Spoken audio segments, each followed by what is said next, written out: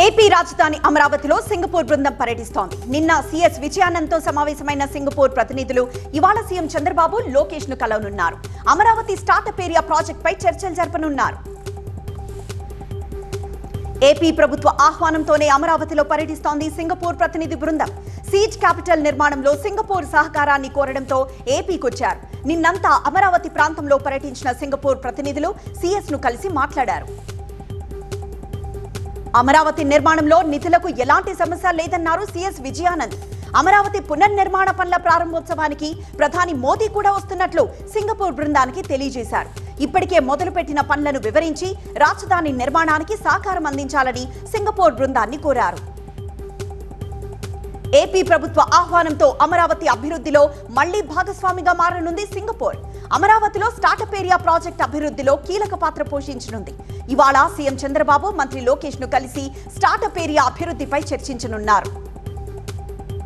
అమరావతి నిర్మాణంలో seize capital ఎంతో కీలకం. ఆర్థిక కార్యకలాపాలను వేగవంతం చేయడంతో పాటు వాణిజ్య, నివాస, వినోద, పర్యాటక వసతులను అభివృద్ధి చేయడమే దీని లక్ష్యం. 1,500,000 కుటుంబాలను అమరావతికి వచ్చేలా చేయడంతో పాటు 2.5 లక్షల మందికి ప్రత్యక్షంగా, పరోక్షంగా ఉద్యోగాలు కల్పించాలన్నదే టార్గెట్.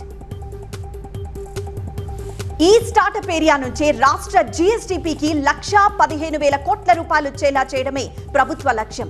అంతేకాదు, సీడ్ క్యాపిటల్ నుంచి ప్రభుత్వ ఖజానాకు ఏటా 10,000 కోట్ల రూపాయల పన్నుల రూపంలో వస్తాయని అంచనా వేస్తున్నారు. సుమారు 1,700 ఎకరాల్లో ఈ స్టార్టప్ ఏరియాస్ ను అభివృద్ధి చేయాలన్నది ప్రణాళిక. 3 దశల్లో ప్రాజెక్టును పూర్తి చేసి మరో 5 ఏళ్లలో మార్కెటింగ్, విక్రయాలు చేయాలనేది వ్యూహం. మొత్తం 20 ఏళ్ల కాల వ్యవధిలో టోటల్ ప్రాజెక్టును పూర్తి చేయాలన్నదే లక్ష్యం. అమరావతి నిర్మాణంలో సింగపూర్ భాగస్వామ్యంపై ఇవాళ కీలక నిర్ణయం తీసుకోనున్నారు సీఎం చంద్రబాబు. సింగపూర్ ప్రతినిధి బృందంతో చర్చించి ఒప్పందాలు చేసుకునే అవకాశం ఉంది. వైసీపీ హయాంలో ఆగిపోయిన ప్రాజెక్టును మళ్లీ పట్టాలెక్కించనున్నారు చంద్రబాబు. సీజ్ క్యాపిటల్ అభివృద్ధి కోసం గతంలోనే సింగపూర్ తో ఒప్పందం చేసుకుంది ఏపీ ప్రభుత్వం. అయితే 2019లో వైసీపీ అధికారంలోకి వచ్చాక పరస్పర అంగీకారంతో అది రద్దయింది. మళ్లీ టీడీపీ మిత్రపక్షాలు అధికారంలోకి రావడంతో సీజ్ క్యాపిటల్ నిర్మాణంలో సింగపూర్ సహకారాన్ని కోరింది కూటమి ప్రభుత్వం.